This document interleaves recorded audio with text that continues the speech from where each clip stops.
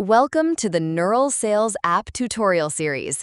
In this series, we'll guide you step by step through the various features and modules of the Nural Sales application. Let's get started. Begin by opening the Nural Sales app on your mobile device. On the main dashboard, tap on the Attendance tile to open the Attendance module. Tap on the Leave tab to access the Leave marking section. Select the type of leave you wish to apply for. Now, choose the date or date range for which you are marking the leave. Tap on the Add Reason for Leave button to enter a message for your supervisor. Once you've entered your reason, click on Apply Leave. If you are applying for a single-day leave, a pop-up will appear asking you to select the type of leave. You can choose between full-day leave, short leave, or half-day leave. Select the appropriate option and click on Apply. After this, a confirmation message will appear on the screen confirming that your leave has been marked successfully.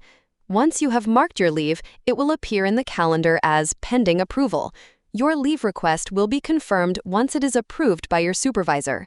Below the calendar, you can also see a list of all leaves applied along with their current status.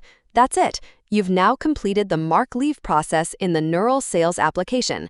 Thank you for using Nural Sales.